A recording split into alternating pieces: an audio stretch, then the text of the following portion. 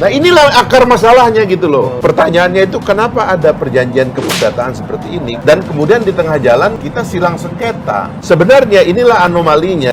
Saya termasuk yang mengusulkan pada Pak Anies, Mas, kan nggak ada jalan lain, ini nggak mungkin mundur kan. Kita teken surat utang aja pada Pak Sandi gitu. Diminta Sandi biaya semua lah. Kemudian hitung-hitung akhirnya ketemulah surat berutang itu.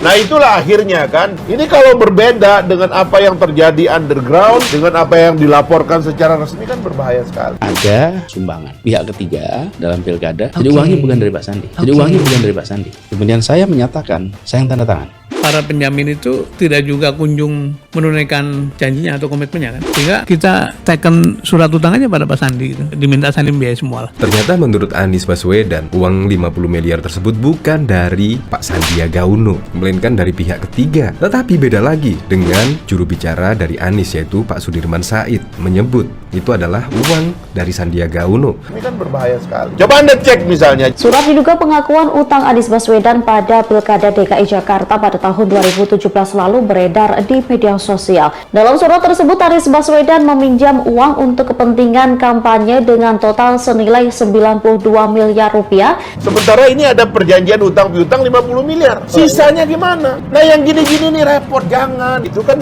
implikasinya besar.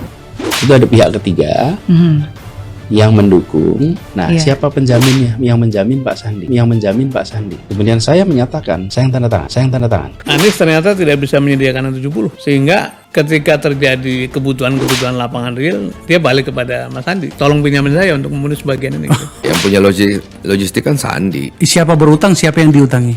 Ya pasti yang punya duit memberikan utang kepada yang tidak punya duit. Jadi Pak Sandi mengutangi Pak Anies. Kira-kira begitu. Yang itu saya lihat. Sekali lagi saya sampaikan bahwa saya sudah memutuskan tidak ingin memperpanjang diskursus mengenai selama ini diperlukan karena tentunya berpotensi untuk memecah belah kita. Mengejutkan, Fahri Hamzah sebut hutang Anies Baswedan bagian dari bentuk perencanaan korupsi. Kan ini nggak benar sebenarnya, ini adalah tipu daya yang nggak boleh dibiarkan. Nah, jelaslah bahwa pembiayaan politik kita ini, itu yang saya bilang kan teori Bohir ini, itu Bohir itu. Dalam pembiayaan politik yang tidak jelas, pemegang dokumen terbanyak itu adalah Bohir. Karena orang-orang itu bikin perjanjian, si ini minjam sekian, si ini minjam sekian, si ini minjam sekian, dan itu ada di tangan 1-2 orang. Itu kalau orang lacak nanti ke dalam laporan KPU itu nanti jadi repot. Menjadi aneh gitu ketika sekarang kita bicarakan soal hutang yang belum selesai. Sudah selesai ketika dulu. Karena perjanjiannya begitu. Lapangan sudah rame kan, perlu membiayai kumpul-kumpul, membiayai orang turun ke lapangan. Kan nggak ada jalan lain, ini nggak mungkin mundur kan. Jadi kita teken surat utang aja pada Pak Sandi gitu. Diminta Sandi biaya semua lah. Oh, sudah lunas? Saya kira belum barangkali ya. Karena yang punya likuiditas itu Pak Sandi. Setelah saya sholat istiqoroh, setelah saya menimbang konsultasi dengan keluarga, saya tidak ingin melanjutkan pembicaraan mengenai ini.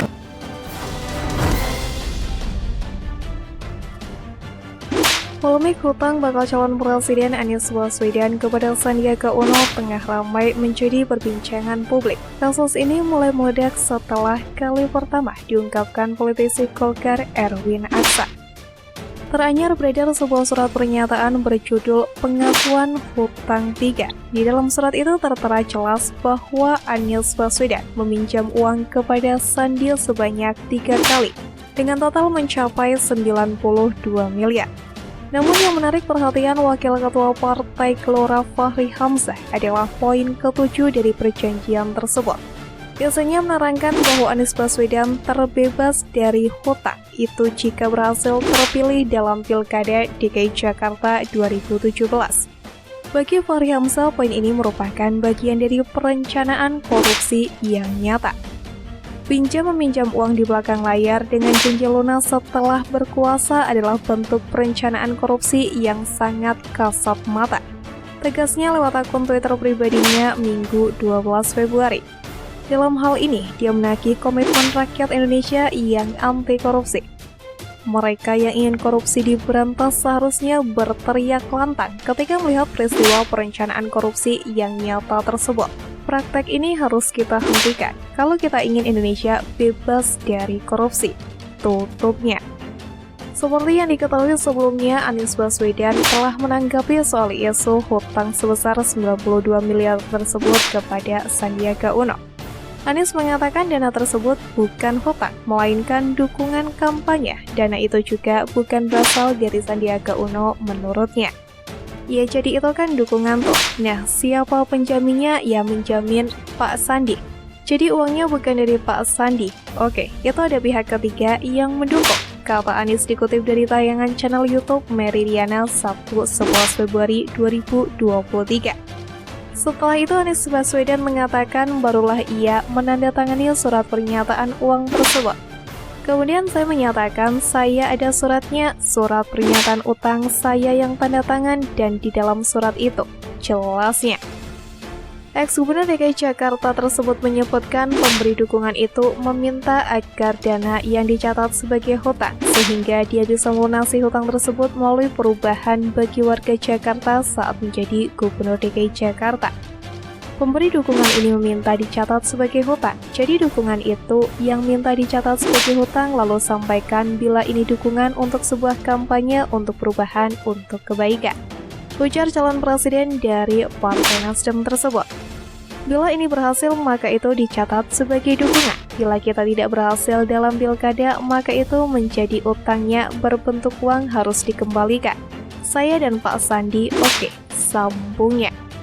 Sekilas penjelasan Anies Baswedan ini seolah menjawab pertanyaan publik bahwa hutang itu memang ada, tetapi tidak lagi perlu dipersoalkan karena dengan menangnya Anies Baswedan, maka masalah hutang piutang itu sudah selesai.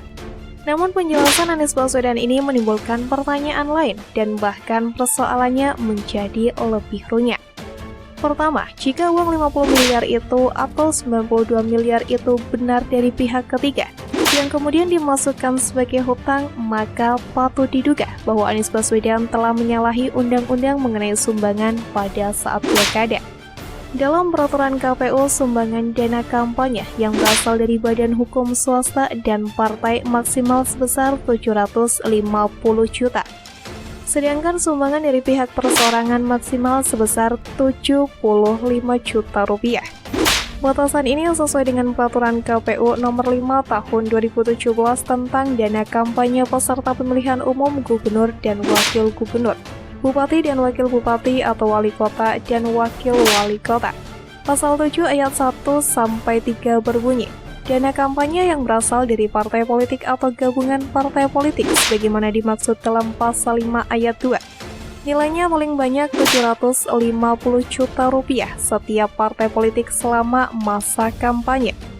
Kemudian, dana kampanye yang berasal dari sumbangan pihak lain, perseorangan sebagaimana dimaksud dalam pasal 5 ayat 3 huruf A. Nilainya paling banyak 75 juta rupiah selama masa kampanye. Ketiga, dana kampanye yang berasal dari sumbangan pihak lain, kelompok atau badan hukum swasta sebagaimana dimaksud dalam pasal 5 ayat 3 huruf B dan huruf C. Nilainya paling banyak 750 juta rupiah selama masa kampanye.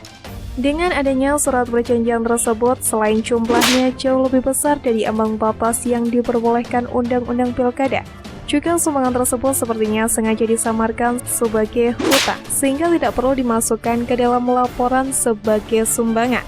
Dalam penjelasannya, Anies tidak menjelaskan bahwa uang tersebut sudah dilaporkan sebagai sumbangan atau tidak. Artinya patut diduga telah terjadi pelanggaran mengenai sumbangan dalam pilkada. Adapun aturan dan sanksi mengenai dana kampanye juga diatur dalam pasal 76 dan pasal 187 ayat 6. Pasal 187 mengatur sanksi pidana dan atau denda bagi setiap orang yang dengan sengaja memberikan keterangan yang tidak benar dalam laporan dana kampanyenya sebagaimana diwajibkan Undang-Undang Pilkada. Selain sanksi administratif berupa pembatalan kemenangan atau didiskualifikasi, pelanggaran aturan ini juga akan dikenai sanksi pidana penjara paling singkat 2 bulan atau paling lama 12 bulan dan atau denda minimal 1 juta atau maksimal 10 juta.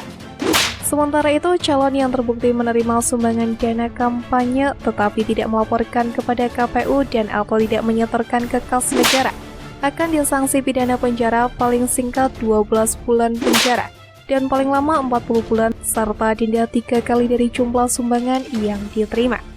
Hal lain, isu perjanjian tersebut jelas menimbulkan tanda tanya. Mengapa kalau menang, maka uang tersebut dianggap lunas? Tidak ada makan siang yang gratis, apalagi dengan jumlah uang yang cukup besar seperti itu. Bau money politik sangat ketara di situ. Jika Anies menang, uang sebesar 50 miliar atau 92 miliar tersebut tidak perlu dibayar. Pastilah pihak ketiga yang memberikan uang tersebut meminta bentuk kompensasi lain terhadap Anies Baswedan jika menjadi Gubernur DKI Jakarta. Karena jika tidak, tentu ada klausul bahwa jika kalah, maka uang tersebut dihitung sebagai hutang. Dalam hal ini, Anies perlu mengklarifikasinya. Politik sering disebut sebagai permainan kotor. Namun sebenarnya politik haruslah bersih dan berintegritas jika memang tokoh politik tersebut mau sungguh menjadi abdi masyarakat.